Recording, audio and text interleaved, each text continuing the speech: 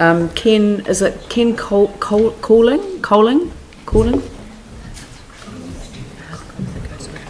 Sorry, Ken, I'm not pronouncing your surname correctly. Couling.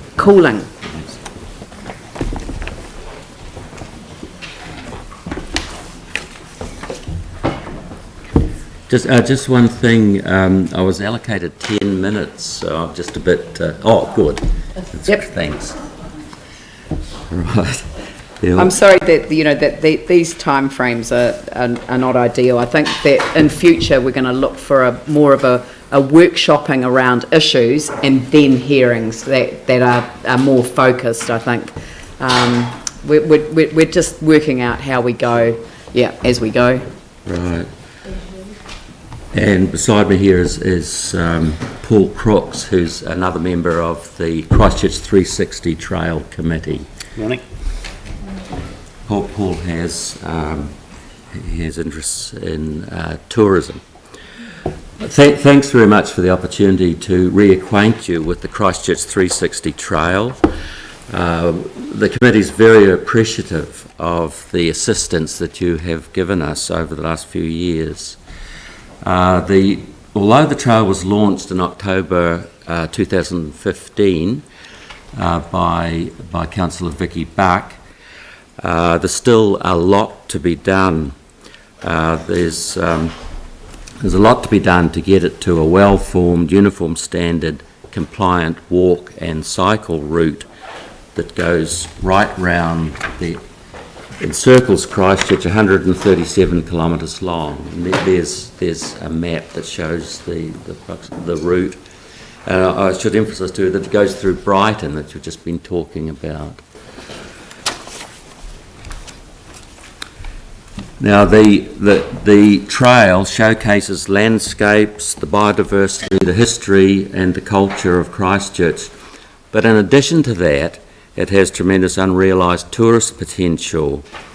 It's in its early days in that respect, but local, national, international tourists, it offers a really interesting activity for them. In that respect, the committee spent a lot of time during the last year in contacting service providers around the route, and we've built up a database and we've given them some information, the map and the booklets, for example, and we're hoping that's going to lead to greater knowledge and interest in the tourism respect. We've made submissions in the last 3 years. In 2014 and 2015, we were allocated, the project was allocated $50,000, which included staff time, but with the remainder, we were able to produce booklets, markers for the track, signage, the poster that you have there, and T-shirts for marketing purposes. So we're very appreciative of that support. In 2015 and 2015, in our submission, we emphasised the ongoing commitment that's needed from Council to sustain this 360 trail. And in 2016 and 2017, we presented information on a lower cost option for the Estuary Edge project, which I'll talk about a little bit in a moment. But I must emphasise, in the last couple of years, we didn't request any specific funding for the project. This year, we are requesting some funding. Now, in this annual plan and budget, there's 2 projects that directly relate to the 360 Trail. There's the Estuary Edge project, $425,000 is allocated for construction during 2018 and 2019, with planning and design happening this year. We're very pleased to see that project in the annual plan and budget. It'll make a tremendous difference to the pathway through It'll mean we'll be able to abandon the labyrinthine route at present that goes through Ferrymead, Linwood and Bexley, and we'll be able to use the much better, much more scenic, much better from a wildlife point of view pathway between the oxidation ponds and the estuary. Second project is the estuary margin revegetation project. There's $23,000 allocated 2018-2019 and 24 in 2019-2020. We strongly support that project too. That will enhance the pathway tremendously. What we're asking for with those two projects is that elements of the lower cost option that we presented in the last annual plan be reconsidered, just to see, with a view to reduce the cost somewhat of the Estuary Edge project. Secondly, with both those projects, because we're a key stakeholder representing many of the users, the potential users, we would ask that we be consulted during the design and the concept formation phase. This year, we're also requesting that a specific Christchurch 360 trail line item in the annual plan and budget be established.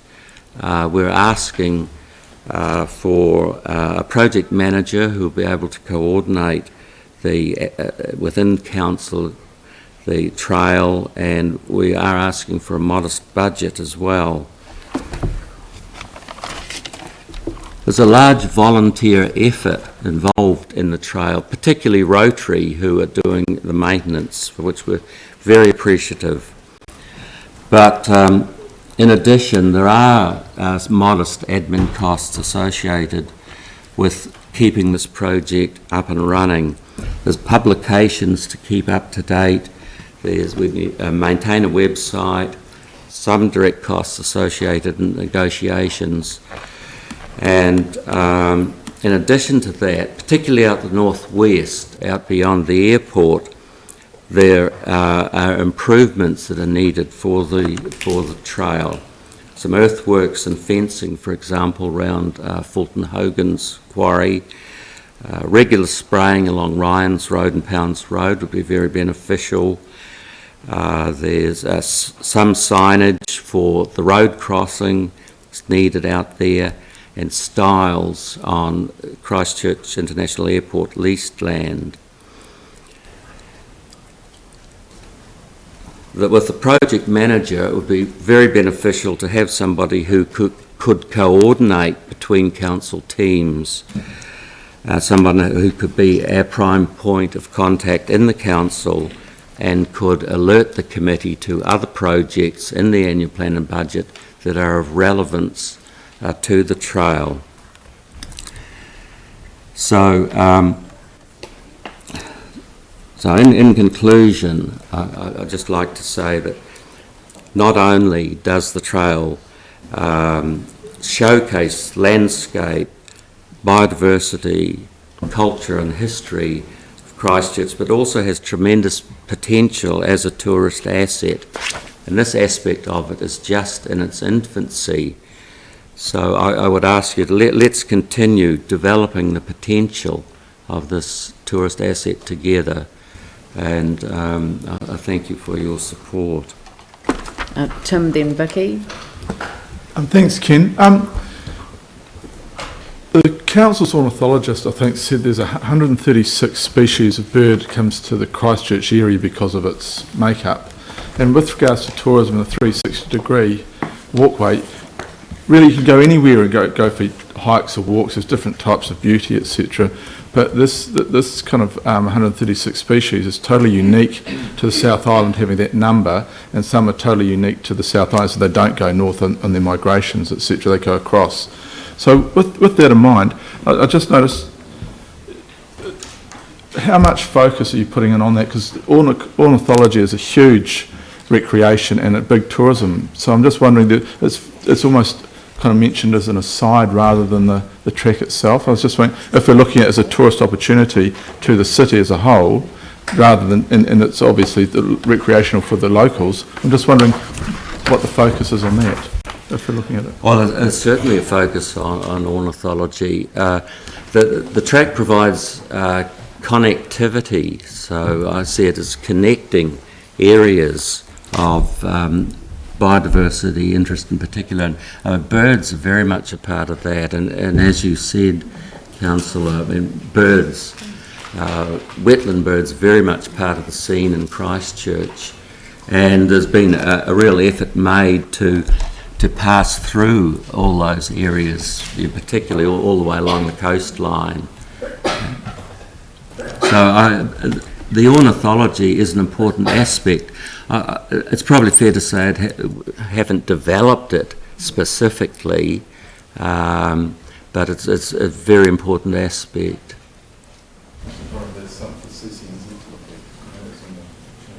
Yeah.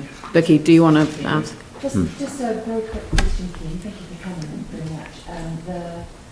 The project manager that you'd like within the council, would that be somebody who's here already that you just want as a point of contact? Yes, Awesome. yes, Okay. yes. Well, if money was allocated to a project, then we had assumed that a project manager would be appointed to look after that project. But you want somebody here that you go to for all of the projects around? As a first point of Yeah. contact, please. Cool. That's great. Look, think. Can you still Well, get the it's- T-shirts? There are a few left. Yeah, thank you for the T-shirts. Keep going, because they're Yes. a good fundraiser and they're fabulous Yes. logo. Yes. It is a great logo. Yeah, it is. Yes. Yeah, no, I really like it. Look, thank you very much for your time. It's much appreciated, and we'll obviously give that matter consideration as we're looking at the annual plan. Thank you. Thank you very much. Thank you.